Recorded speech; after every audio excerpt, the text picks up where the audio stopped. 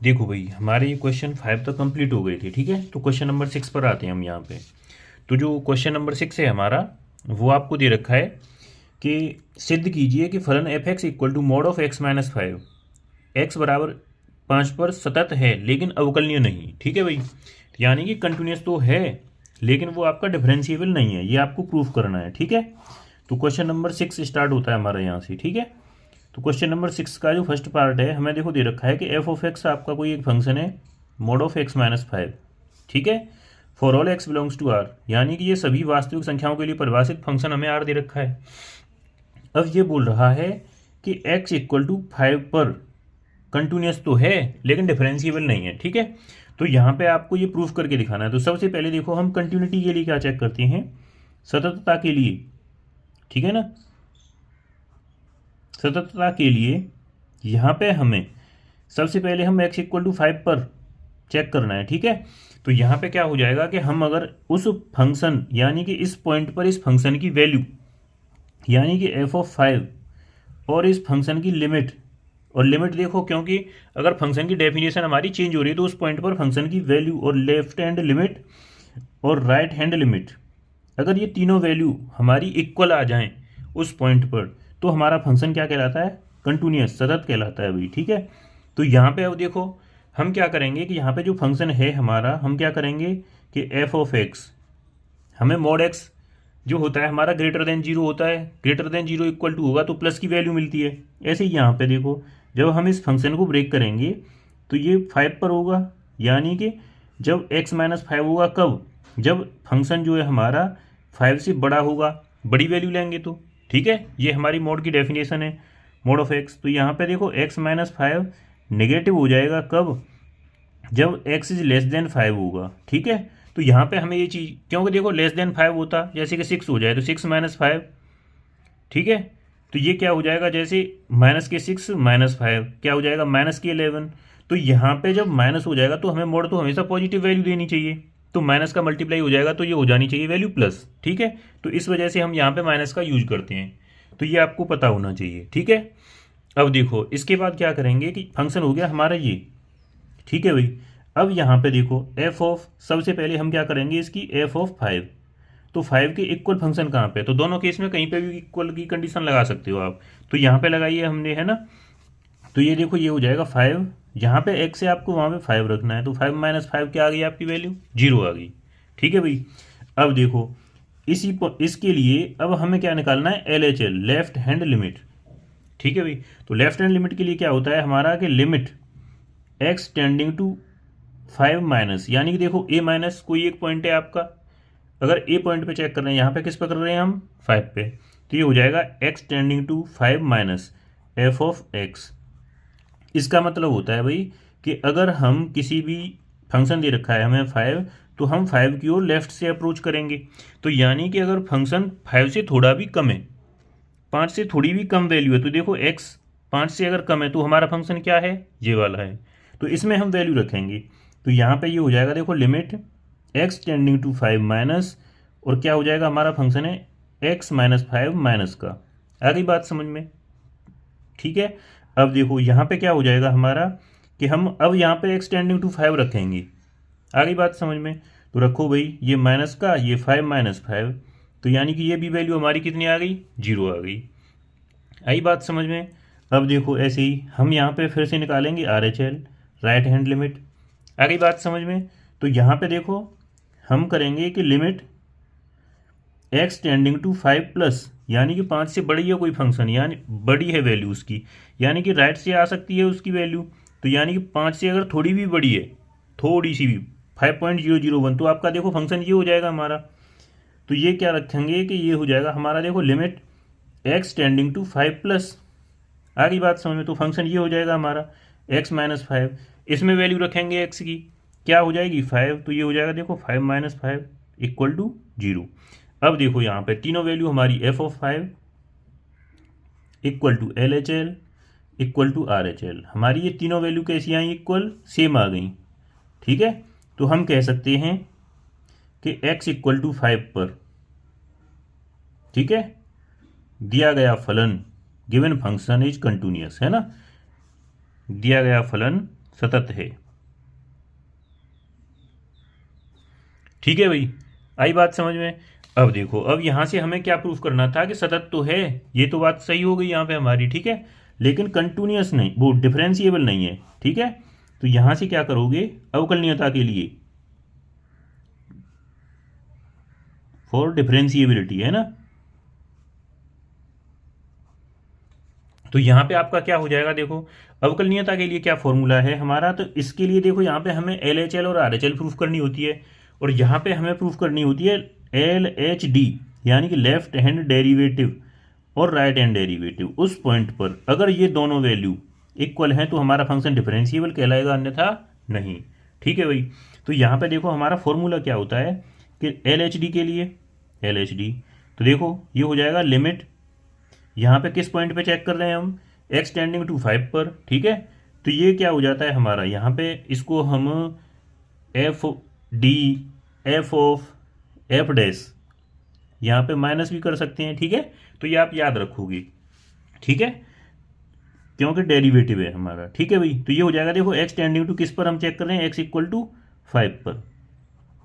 आगे बात समझ में। तो यहाँ पे क्या हो जाएगा हमारा, ये लिमिट एक्स टेंडिंग टू 5, यहाँ पे हो जाएगा देखो 5 प्लस एल एच डी कर रहे हैं, तो देखो यहाँ पे माइनस आना चाहिए।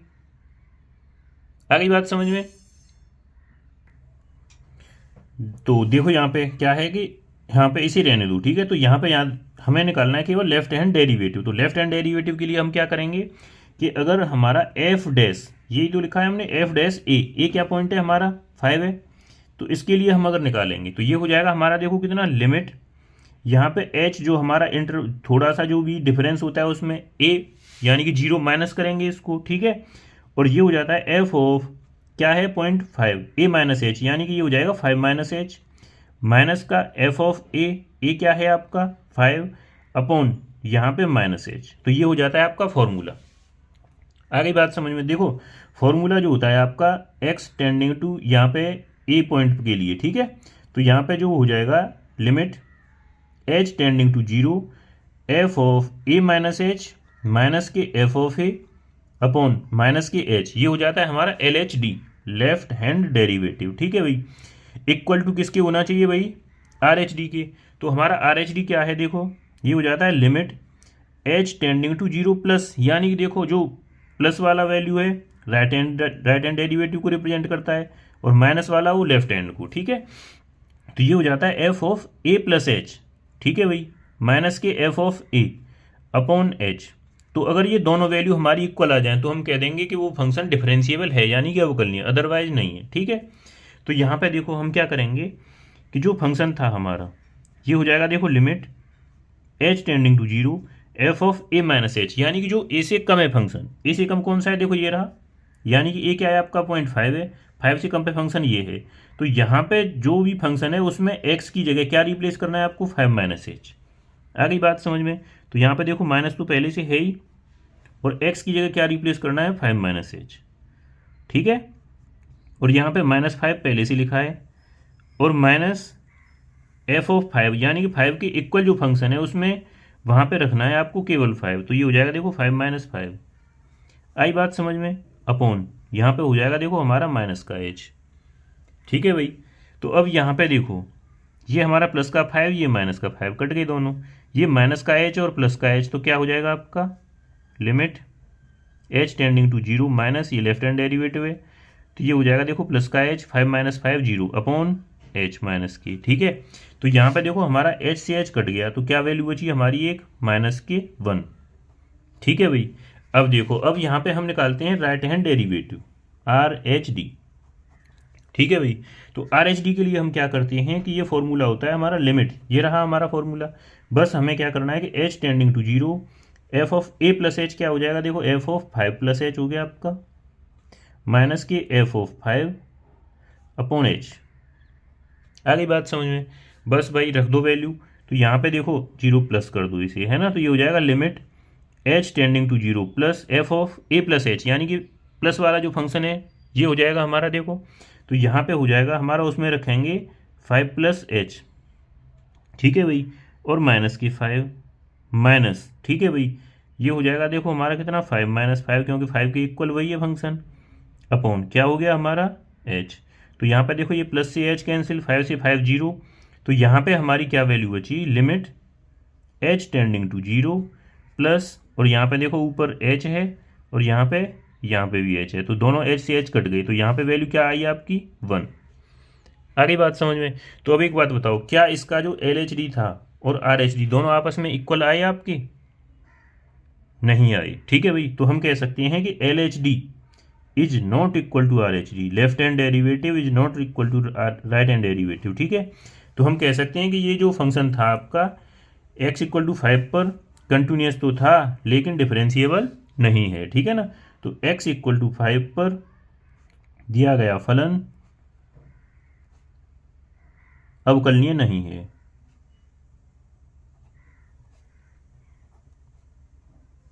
यही आपको प्रूफ करना था। आगे बात समझ में। अब देखो, अब इसके बाद आता है इसका सेकंड पार्ट, 6, क्वेश्चन नंबर 6 का सेकंड पार्ट, ठीक है भाई। इसमें देखो क्या बोल रहा है, इसमें बोल रहा है हमें कि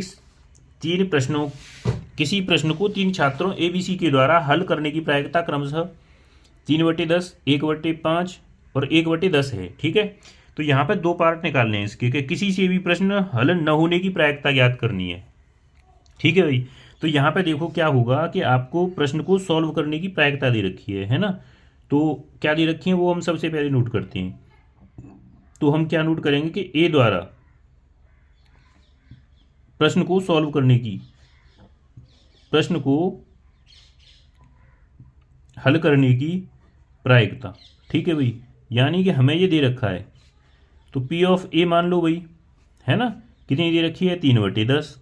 तो अब एक बात बताओ, ए द्वारा हल करने की प्रायिकता दे रखी है, ये आपको गिवन है ना। तो यहाँ पे लिखोगे आप दिया है गिवन दैट। तो बी द्वारा सॉल्व करने की प्रायिकता देखो P ऑफ B हो जाएगी, क्या हो गई आपकी 1/5, ठीक है भाई। तो यहाँ पे लिखोगे आप इस तरह से। ऐसे ही सी द्वारा सॉल्व करने की प्रायिकता P ऑफ C क्या हो गई आपकी देखो 1/10। आ गई बात समझ में। अब यहाँ पे देखो, ये जो कह रहा है कि किसी से भी प्रश्न हल न होने की प्रायिकता बतानी है आपको। तो यहाँ पे देखो ये क्या हो जाएगा कि हमारा कौन सा, जैसे कि नहीं, यानी कि ए भी नहीं कर पा रहा, बी भी नहीं और सी भी नहीं, ठीक है। तो यहाँ पे हम क्या करेंगे कि ये हो जाएगा देखो P ऑफ A, यानी कि ए भी नहीं कर पा रहा है, और का मतलब इंटरसेक्शन बी भी नहीं कर पा रहा है भाई, ठीक है, इंटरसेक्शन सी भी नहीं कर पा रहा है। आगे बात समझो। तो इसका मतलब हो गया कि तीनों में से किसी के द्वारा भी, ठीक है ना, तीनों में से किसी के द्वारा भी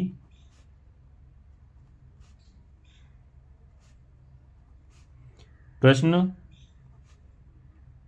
हल न कर पाने की प्रायिकता,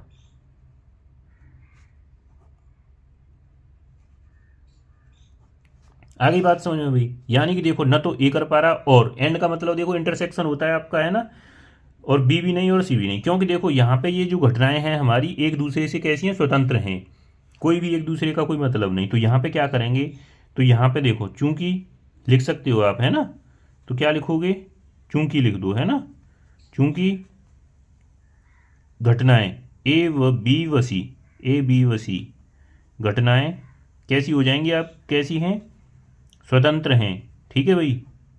जब घटनाएं स्वतंत्र हो जाती हैं तो हमारी जो इसकी वैल्यू है ना, तो अलग अलग मल्टीप्लाई के बराबर हो जाती है भाई, ठीक है। तो ये हो जाएगा आपका देखो P of A dash into P of B dash into P of C dash, ठीक है भाई। तो यहाँ पे क्या करोगे आप, P ऑफ A डैश क्या हो जाएगा देखो, यहाँ पे P ऑफ A है तो किसी के होने और नहीं होने की योग हमेशा 1 होता है, ठीक है। तो यहाँ पे क्या करेंगे देखो कि P of A plus P of A dash equal to 1 होता है। तो यहाँ पे देखो अगर A डैश की निकालनी है तो 1 माइनस P A कर सकते हैं, ठीक है। तो यहाँ पे क्या करेंगे हम 1 माइनस P ऑफ A, आगे बात समझ में। तो यहाँ पे ब्रैकेट लगाओ, ऐसे ही सेम ये हो जाएगी 1 माइनस P ऑफ B, आगे बात समझ में, ऐसे ही हो जाएगा 1 माइनस P ऑफ C, ठीक है भाई। तो यहाँ पे देखो ये हो जाएगा 1 माइनस P ऑफ A क्या है हमारा 3/10, P ऑफ B क्या है आपका 1 माइनस 1/5, ठीक है, 1 minus P of C, P of C क्या है 1/10, ठीक है भाई। तो यहाँ पे देखो ये हो जाएगा 10 LCM 3 गए तो आपकी 7/10, यहाँ पे देखो ये 4/5 गुणा ये हो जाएगा देखो 9/10। आगे बात समझ में, कोई वैल्यू कट रही हो तो काट दो भाई, 2 से ये 2 बार, 2 से ये 5 बार, ठीक है, फिर 2 से ये 2 5 बार कट गई, तो यहाँ पे कितना बचा 9 गुणा 7 ये हो जाएगा देखो 63, और 5 पंजे 25 पंजे 125। आगे बात समझ में, ठीक है भाई। तो ये तो हो गया उसका फर्स्ट पार्ट, इसमें 2 पार्ट दे रखे हैं आपको, ठीक है ना, किसी से भी प्रश्न हल न होने की प्रायिकता, तो ये हो गई हमारी, आई बात समझ में। अब देखो इसका जो सेकंड पार्ट है, प्रश्न हल हो जाने की प्रायिकता। अब एक बात बताओ, यहाँ पे क्या करना है हमें कि प्रश्न हल हो जाने की प्रायिकता, तो इसमें देखो कई सारे केस बन सकते हैं, ठीक है, जैसे कि ए कर लेता है प्रश्न को सॉल्व, बी नहीं कर पाता लेकिन सी कर लेता है ना, जैसे कि ए कर लेता है दोनों में से कोई नहीं कर पाता, ठीक है।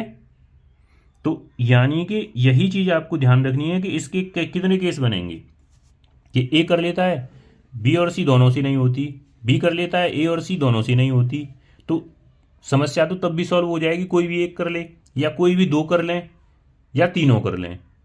आगे बात समझ में, तो देखो इसका क्या मतलब है कि ये जो घटना आई हमारी, तीनों में से कोई भी हल नहीं कर पा रहा, ठीक है, और तीनों में से कोई भी अब बची हुई, या तो देखो एक कर सकता है हल, दोनों कर सकते हैं, या फिर उसमें से कोई भी नहीं कर सकता, या फिर तीनों कर सकते हैं, जो ये 3 केस बनेंगे आपके। तो यानी कि इसमें से नहीं कर सकता वाली कंडीशन तो हमने निकाल ली।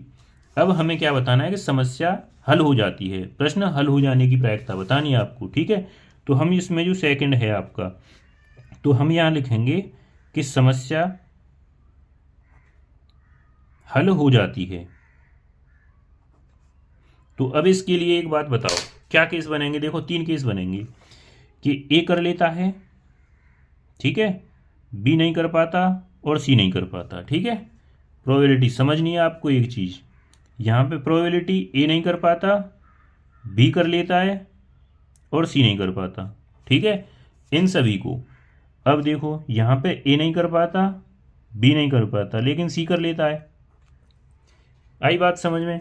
अब देखो यहाँ पे कि अब ए और बी कर लेते हैं, सी नहीं कर पाता, तो इस तरह से आपके देखो कितने केस बन गए ये, कि यहाँ पे देखो या का मतलब यानी कि ये सारी संख्याएं, सारी जो प्रायिकताएं जोड़नी पड़ेंगी आपको, ठीक है। इसका मतलब हो गया देखो हमारा कि ए कर लेता है और बी कर लेता है लेकिन सी नहीं कर पाता, ठीक है। तो इस तरह से हमारे जो केस बनेंगे कि 2-2 वाले बन गए 3, ठीक है, ये 3, तो उससे अच्छा है हमारा कि हम निकाल चुके हैं कि एक ही केस तो बनेगा कि तीनों में से समस्या हल नहीं हो पा रही, ठीक है। तो इसके लिए समस्या हल हो जाती है के लिए हम क्या करेंगे कि 1 माइनस, यही बात हमने आपको बताई कि किसी घटना के होने और नहीं होने का योग हमेशा 1 होता है, ठीक है। तो समस्या हल नहीं होने की प्रायिकता कि तीनों से नहीं हो रही, तो तब उसी केस में तो हमारी समस्या नहीं होगी, तो हम क्या करेंगे कि इस वाले को हमें इसकी कोई ज़रूरत नहीं, क्योंकि इसमें कई सारे केस निकालने पड़ेंगे आपको, ठीक है। तो यहाँ पे हम करेंगे कि समस्या हल हो जाती है, तो इसका क्या मतलब हो जाएगा कि समस्या 1 माइनस समस्या हल नहीं होती है, उसकी प्रायिकता हम 1 में से माइनस कर देंगे। आगे बात समझ में, तो ये क्या हो जाएगा देखो 1 माइनस 63/125, आगे बात समझ में। तो यहाँ पे क्या हो जाएगा देखो 125 आ गया आपका एलसीएम, तो 125 में से आपको कितने घटाने हैं 63, 5 में से 3 गए तो 2, और यहाँ पे कितने बचे आपके 6, ठीक है भाई, और ये हो गई 125।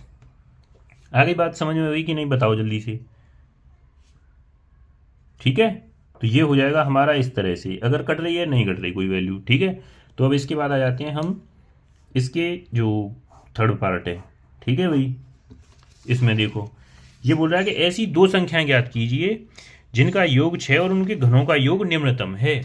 तो सबसे पहले आप देखो इसका ग पार्ट, संख्याएं माना 2 संख्याएं दे रखी हैं आपको, है ना, पहली संख्या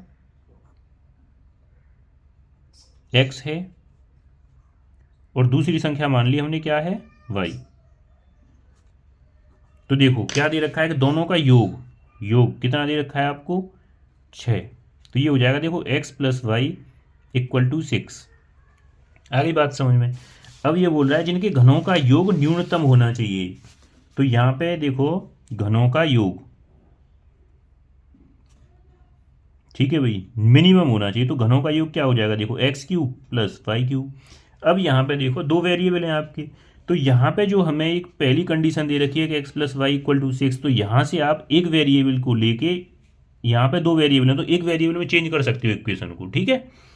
तो यहाँ पे देखो y को यहीं पे रखो, x को इधर, यानी कि y को x के टर्म में ले जाएं, तो y equal to 6 minus x हो जाएगा कि नहीं, हो गया।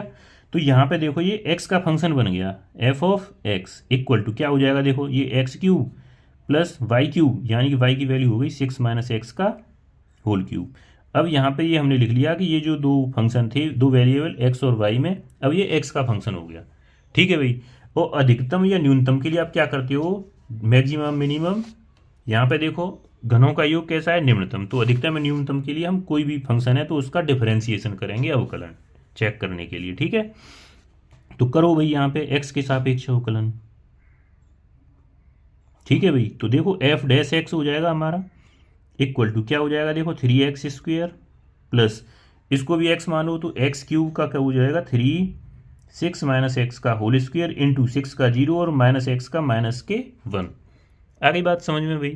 तो अब देखो यहाँ पे ये क्या हो जाएगा, 3 दोनों में से कॉमन ले लेते हैं, ठीक है भाई। तो ये हो जाएगा देखो x² माइनस ये प्लस और माइनस हो जाएगा माइनस। अब यहाँ पे हम देखो इसका होल स्क्वायर खोल दें तो 6 का स्क्वायर 36 प्लस x² माइनस के 12x। तो ये देखो a माइनस बी का होल स्क्वायर खोल दिया। तो यहाँ पे देखो 3 ये हो जाएगा x² माइनस के 36 माइनस के x² प्लस के 12, चिन्ह बदल जाएंगे भाई अंदर ब्रैकेट में, ठीक है। तो यहाँ पे देखो ये x² से x² कट गया, ये 12x है भाई, ठीक है। तो यहाँ पे बचा आपका क्या 12x माइनस की 36 और यहाँ पे 3 है। तो दोनों में से देखो हम यहाँ पे क्या कॉमन ले लें, 3, यहाँ से 12 कॉमन ले लो आप, ठीक है। तो ये हो जाएगा x माइनस 3, 12 दूनी 24, 12 दिया 36, ठीक है भाई। तो यहाँ पे देखो जब आप एफ डैश एक्स को किसके इक्वल रखते हो, क्रिटिकल पॉइंट निकालने के लिए 0 के इक्वल। तो यहाँ पे देखो जो इस वैल्यू को, ये तो 0 में चली जाएगी, 0 में डिवाइड, तो यहाँ पे x इक्वल टू आएगा आपका 3, ठीक है। तो यानी कि जो क्रिटिकल पॉइंट आया आपका वो 3 हो गया, ठीक है। तो इस पे अधिकतम हो गया न्यूनतम, उसके लिए क्या करोगे आप, सेकंड डेरिवेटिव को चेक करोगे, ठीक है।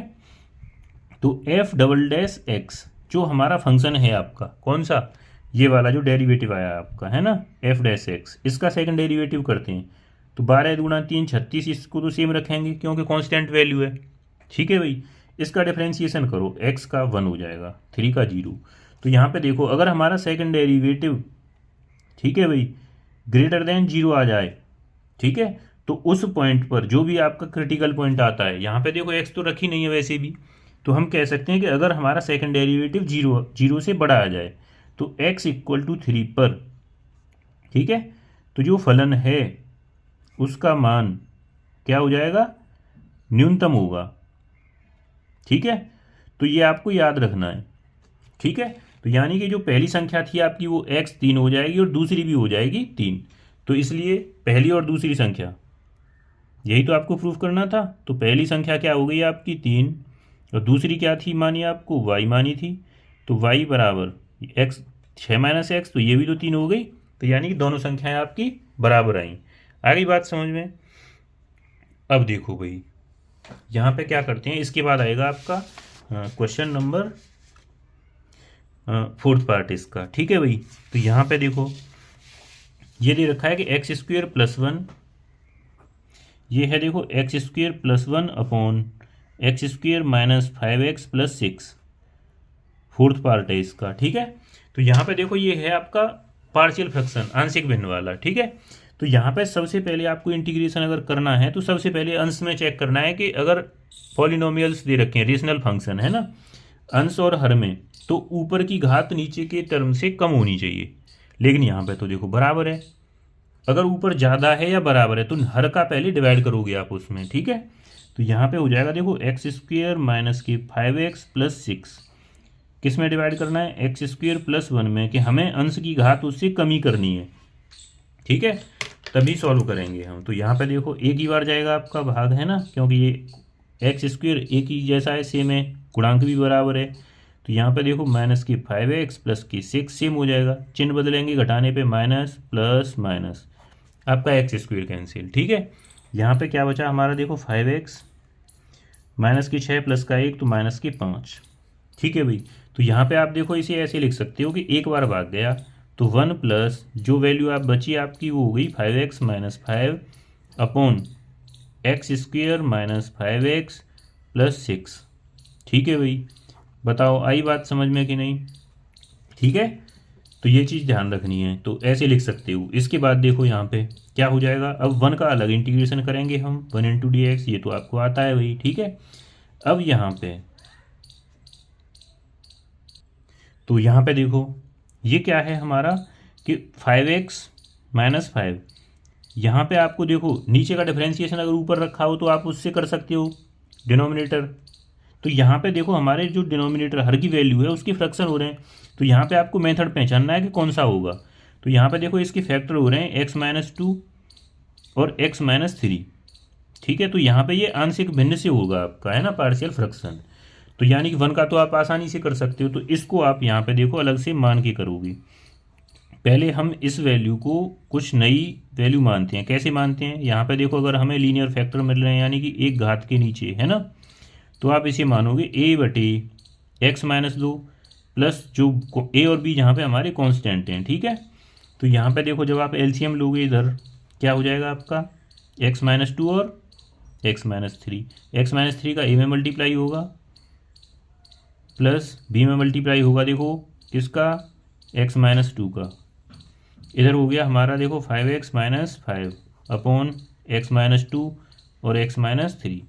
अब देखो दोनों साइड हमारा हर समान है तो ये वैल्यू आपकी कट जाएगी। ठीक है, तो यहाँ पे देखो हमारा क्या बचा 5x माइनस 5 इक्वल टू एक अंदर मल्टीप्लाई करेंगे तो ax माइनस का 3a प्लस यहाँ पे देखो हमारा bx माइनस के 2b। तो यहाँ पे गुणांकों की तुलना करेंगे भाई दोनों साइड। ठीक है, गुणांकों की तुलना करने पर। ठीक है, तो जब तुलना करोगे तो यहाँ पे देखो x का गुणांक a और यहाँ पे b, तो ये हो जाएगा देखो a प्लस बी। यहाँ पे कितना है, x का गुणांक 5, तो ये समीकरण 1 मान लो। ठीक है, दूसरा देखो कांस्टेंट टर्म यानी कि माइनस के 3a और यहाँ पे माइनस के 2b इक्वल टू माइनस के 5, ये 2 मान लो। ठीक है, तो ये 2 समीकरण बन गए आपके। ठीक, तो यहाँ पे देखो अगर गुणांक यानी कि प्रतिस्थापन से करो, किसी से भी कर लो, है ना, जैसे कि यहाँ पे है तो ये इसमें 2 का गुणा कर दें तो ये हो जाएगा देखो 2a, इसमें 2 का गुणा कर दें गुणांक बराबर करके तो ये हो जाएगा 2b बराबर 5 दूनी 10। ठीक है भाई, जोड़ दो दोनों को जोड़ने पर। ठीक, तो देखो 2b माइनस का प्लस का कट गया, माइनस के 3a में से 2a गए तो माइनस का a बराबर यहाँ के देखो 10 प्लस के 5 माइनस के, तो यहाँ पे 5 बचे, तो a इक्वल टू आ गया भैया माइनस के 5। ठीक है भाई, तो यहाँ पे देखो ये जो हमने माना है समीकरण 1, समीकरण 1 में रख दो इसकी मान, है ना, समीकरण 1 से a की वैल्यू आई हमारी minus 5 plus b equal to 5, तो b की वैल्यू कितनी हो गई देखो 10। ठीक है, तो यानी कि b की वैल्यू हम a की और b की वैल्यू यहाँ पे रखेंगे। ठीक है भाई, तो ये जो फंक्शन ये जो बचा हमारा, है ना, देखो इसकी जगह पे हम इसे रखेंगे केवल। ठीक है, और यहाँ पे इंटीग्रेशन करेंगे तो ये देखो क्या हो जाएगा 1 इंटू डी एक्स तो सेम है प्लस इंटीग्रेशन ऑफ a की वैल्यू आई देखो हमारी माइनस के 5 upon x minus 2 into d x plus यहाँ पे देखो b की वैल्यू आई हमारी 10 upon x minus 3 into d x. ठीक है भाई, यहाँ पे देखो 1 को अभी सेम रखो क्योंकि साथ साथ कर देंगे, प्लस और माइनस माइनस के 5, यहाँ पे देखो 1 अपॉन एक्स माइनस 2 बचा इंटू डी एक्स प्लस यहाँ पे देखो 10 है उसी कांस्टेंट है बाहर निकाल लेंगे तो यहाँ पे 1 अपॉन एक्स माइनस 3 बचा। ठीक, तो 1 का integration x minus 5, 1 upon x का क्या हो जाता है देखो हमारा लॉग एक्स, तो एक्स माइनस 2 यहाँ पे मोड का प्रयोग करोगे आप। ठीक है, 10 ये हो जाएगा लॉग एक्स माइनस 3 प्लस का कांस्टेंट टर्म सी। आ गई बात समझ में? तो ये तो हो गया हमारा इंटीग्रेशन। आप इसे देखो अभी और सॉल्व कर सकते हो कैसे, कि ये जो है हमारा एक्स माइनस, क्योंकि ये दोनों लॉग की टर्म है तो ये हो जाएगा देखो लॉग एक्स माइनस 2, इसकी पावर हम 5 लिख सकते हैं होल पावर, है ना, और इसकी पावर लिख सकते हैं एक्स माइनस 3 की पावर 10। ठीक है, प्लस सी। तो यहाँ पे जो दोनों टर्म है, ये प्लस का है ये माइनस का, यानी कि लॉग जो होता है हमारा डिवाइड में घट जाता है, यानी कि भाग में घटता है। तो आप इसे ऐसे भी लिख सकते हो, प्लस लॉग एक्स माइनस 3 की घात 10 अपॉन एक्स माइनस 2 की पावर 5। तो ये भी हो सकता है आपका, ठीक है। तो आंसर आपका यहाँ भी सही था और ये भी सही है। आगे बात समझें, बताओ भाई, ठीक है भाई। इसके बाद देखो, इसके बाद आता है आपका ये वाला क्वेश्चन। देखो ये जो क्वेश्चन है आपके इस तरह के सिलेबस से हटा दिए गए हैं, लेकिन लास्ट टाइम ऐसा हो जाता है कभी कभी कि पूछ लिया जाता है। तो आपको ध्यान रखना है कि बहुत ही आसान सा तरीका है कि y इक्वल टू, ये है आपका देखो e to the power x plus e to the power x plus e to the power x, इस तरह से इन्फाइनाइट तक जा रहा है। तो आपको क्या करना है कि ये केवल घात में भी नहीं, ये अंडर रूट के अंदर भी आ सकता है, जैसे कि sine x plus under root में sine x plus under root में साइन एक्स, कहाँ तक जाएगा ये, इन्फाइनाइट तक, ऐसे इस तरह से। तो यहाँ पे आप क्या करोगे कि एक बात बताओ, इस एक्स को आप छिपा लो, तो यानी कि अब देखो यहाँ पे ये भी तो आपका ई की घात से फिर इन्फाइनाइट तक जा रहा है। तो आप इसे क्या मान सकते हो कि मान लो कि y इक्वल टू, ये हमने y माना, तो e की घात x, और ये आपका कहाँ तक जा रहा है, फिर y तक जा, इन्फाइनाइट तक जा रहा है। तो आप इसे y भी तो मान सकते हो। आगे बात समझ में। तो यहाँ पे हमने ये y मान लिया, तो क्या हो जाएगा, देखो एक्सपोनेंशियल फंक्शन है, तो दोनों ओर आप लॉग ले लो, ठीक है। क्या करेंगे, दोनों ओर लॉग लेने पर, तो यहाँ पर बिना लॉग के भी हो सकता है, लेकिन आपके लिए लॉग से आसान हो जाता है हमारा क्वेश्चन सॉल्व करना, ठीक है। तो यहाँ पे हो जाएगा जो घात वाले होते हैं, तो log y equal to log e to the power x plus y. अब देखो ये तो पता ही है आपको कि लॉग में जो घात होती है वो सामने आएगी, तो यहाँ पे देखो हमने ले लिया x plus y into log e. यहाँ पे देखो क्योंकि जब कुछ नहीं होता तो बेस ई है, और लॉग ई की वैल्यू हो जाती है हमारी 1, तो ये यहाँ पे देखो केवल 1 अपॉन ये एक्स प्लस वाई बचा, और यहाँ पे है आपका लॉग वाई, ठीक है ना। तो यहाँ पे आप करोगे x के सापेक्ष अवकलन, क्योंकि हमें d y upon d x चाहिए, और यहाँ पे देखो ये बोल रहा है आपको कि सिद्ध कीजिए, यही सिद्ध करके लाना है आपको, ठीक है। तो ये हो जाएगा देखो लॉग वाई, यहाँ पे करो x के सापेक्ष अवकलन करने पर कर दें अवकलन, तो लॉग वाई का क्या हो जाएगा, देखो 1 अपॉन वाई इंटू एक्स के सापेक्ष कर रहे हैं तो d y upon d x हो गया, इक्वल टू एक्स का हो जाएगा 1 प्लस वाई का क्या हो गया हमारा d y upon d x, ठीक है भाई। अब देखो आपको अगर d y upon d x दो जगह या उससे ज़्यादा दिख रहा है तो उन्हें एक पास करो, बाकी के सारे टर्म दूसरी साइड, तो इसको हम लेफ्ट हैंड साइड लेके आएंगे, 1 upon y d y upon d x minus के, ये हो जाएगा देखो d y upon d x equal to 1, ठीक है भाई। तो इन दोनों में से हम अगर d y upon d x common ले लें तो यहाँ पे बचा देखो 1 अपॉन वाई माइनस का 1 इक्वल टू 1। यहाँ पे देखो वाई का अगर एलसीएम लेंगे तो ये हो जाएगा कितना, d y upon d x 1 minus y upon y equal to 1। अब जब हम क्रॉस मल्टीप्लाई करते हैं तो नीचे की वैल्यू ऊपर आएगी और ऊपर की नीचे, तो ये हो जाएगा देखो d y upon d x equal to y upon 1 minus y. आपको प्रूफ करके क्या लाना था भाई, बताओ, यही तो लाना था हमें। देखो d y upon d x equal to y upon 1 minus x y. आ गई बात समझ में। अब देखो यहाँ पे हमारे कितने क्वेश्चन हो गए, 6। तो यहाँ पे देखो 7 और कर लेते हैं अभी, है ना। तो ये भी एक हो जाएगा तो कम हो जाएंगे नेक्स्ट पार्ट के लिए। तो यहाँ पे देखो आप क्वेश्चन नेक्स्ट क्या है हमारा कि ये भी है आपका 7 का फर्स्ट पार्ट, ठीक है भाई। तो ये है आपका देखो कितना, 7 का फर्स्ट पार्ट।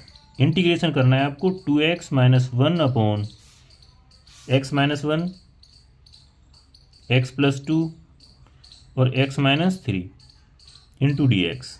आगे बात समझ में। तो आपको देखो ये इंटीग्रेशन करना है, ठीक है। तो यहाँ पे आप क्या करोगे, देखो इस तरह से अगर आपको नीचे गुणनखंड के रूप में आपको दे रखे हैं कुछ पद, ठीक है। तो यहाँ पे अभी देखो जो इससे पहले वाले क्वेश्चन में किया था हमने आंशिक भिन्न से, तो वो आपके लिए बहुत आसान तरीका होता है। तो यहाँ पे हम क्या करेंगे कि इस तरह के पद को सबसे पहले चेक करना है कि ऊपर की घात हर की घात से कम होनी चाहिए अंश की। तो यहाँ पे देखो गुणा करेंगे तो 1 2 3 यानी कि x की घात 1, यहाँ पे एक्स स्क्वायर और एक्स क्यूब हो जाएगा, तो यानी कि कम है।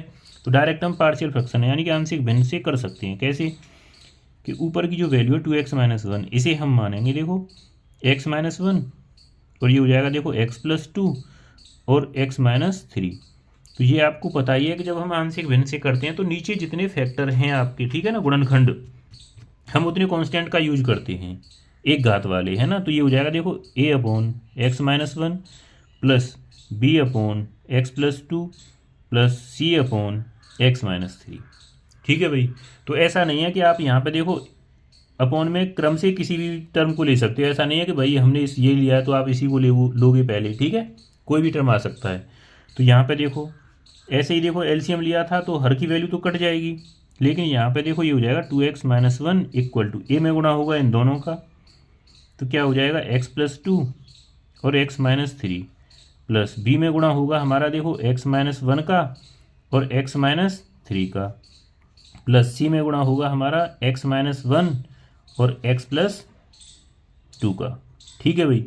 अब देखो यहाँ से आपको एक आसान सा तरीका और बताते हैं कि अगर यहाँ पे आपको लीनियर फैक्टर यानी कि एक घात वाले टर्म मिलते हैं तो आसान करने का तरीका, यहाँ पे देखो सबसे पहले ये जो फैक्टर है आपका उसे जीरो के इक्वल रखेंगे। यहाँ से x minus one equal to zero है ना, तो यहाँ से एक्स की क्या वैल्यू आई हमारी वन, तो हम एक बार तो इसमें एक्स इक्वल टू वन रखेंगे सारे टर्म में, ठीक है। और एक बार रखोगे आप यहाँ से देखो कितना आएगा x equal to minus two और यहाँ से कितना आएगा एक्स इक्वल टू थ्री। तो ये आपके देखो कांस्टेंट निकालने की आसान सा तरीका है एक। अगर यह केवल तभी काम करेगा जब सारे टर्म रैखिक हों, ठीक है, लीनियर रखें भाई। देखो यहाँ पे x बराबर वन रखेंगे तो दो गुणा एक, दो माइनस एक बराबर यहाँ पे देखो कितना हो जाएगा आपका, एक और दो तीन और एक में से तीन गई तो माइनस के दो। ठीक है भाई। तो दो में से एक गया तो एक बराबर a गुणा माइनस के छः, तो a की वैल्यू आ गई देखो माइनस के वन बाई सिक्स। आ गई बात समझ में। यहाँ पे देखो x इक्वल टू क्या रखना है आपको, माइनस टू, तो ये देखो two into minus two minus के फोर माइनस का वन। अभी देखो हमने गड़बड़ कर दी, अभी आपको ये तो बताया ही नहीं कि ऐसे ये क्यों नहीं लिखा। यहाँ पे देखो हम अगर लिखेंगे कि वन रखेंगे यहाँ पे तो वन माइनस वन जीरो, तो ये वाला पूरा टर्म जीरो हो जाएगा किसी का भी रखें। यहाँ पे देखो वन माइनस वन रखेंगे ये भी पूरा टर्म जीरो हो जाएगा। आ गई बात समझ में। ऐसे ही देखो यहाँ पे माइनस टू रखेंगे, minus two into two four minus one, यहाँ पे देखो इसमें रखेंगे तो माइनस टू प्लस टू क्या हो जाएगा आपका जीरो, तो यानी फर्स्ट टर्म पूरा जीरो हो जाएगा इसका, ठीक है। प्लस सेकंड टर्म देखो यहाँ पे माइनस टू रखेंगे तो बी माइनस टू और माइनस वन माइनस के three, minus two minus three minus के फाइव, लेकिन इसे देखो माइनस टू और प्लस टू ये जीरो, तो लास्ट टर्म फिर से आपका जीरो हो जाएगा। ठीक है भाई। तो यहाँ पे देखो minus four minus five one minus five हो गया इक्वल टू बी माइनस पाँच गुणा तीन पंद्रह हो गई भाई पाँच है ना। तो यहाँ पे देखो b बराबर माइनस के पाँच बटे पंद्रह, तो यानी कि माइनस की एक बटे तीन आ गई वैल्यू। ठीक है। ऐसे ही देखो आपको सेम कंडीशन यहाँ पे है, क्या हो जाएगा, ये है हमारा x इक्वल टू थ्री रखेंगे तो तीन गुणा दो छः माइनस एक बराबर, यहाँ पे देखो तीन माइनस तीन रखेंगे ये पूरा टर्म जीरो, यहाँ पे रखेंगे ये पूरा टर्म जीरो, तो बचेगा सी वाला, तीन माइनस एक दो, तीन प्लस दो पाँच। ठीक है भाई। तो यहाँ पे देखो पाँच बराबर सी गुणा दो गुणा पाँच, तो देखो पाँच से पाँच कट गया तो सी बराबर आ जाएगा एक बटे दो। आ गई बात समझ में। तो अब देखो आपको इंटीग्रेशन करना है, कितना आसान हो गया हमारा इन तीनों का, यानी कि इसकी जगह आप इसे लिख सकते हो, बहुत आसान है कि इंटीग्रेशन ऑफ ए की value I minus one by six, इसे हमने बाहर निकाल दिया क्योंकि कांस्टेंट वैल्यू है। ठीक है। तो वैल्यू बची आपकी one upon x minus one into d x, इसका इंटीग्रेशन करना है। बी की वैल्यू क्या आई माइनस की वन अपॉन थ्री, प्लस और माइनस माइनस हो जाएगा, integration one upon x plus two into d x, plus c की वैल्यू आई हमारी one upon two integration one upon x minus three into d x. ठीक है भाई।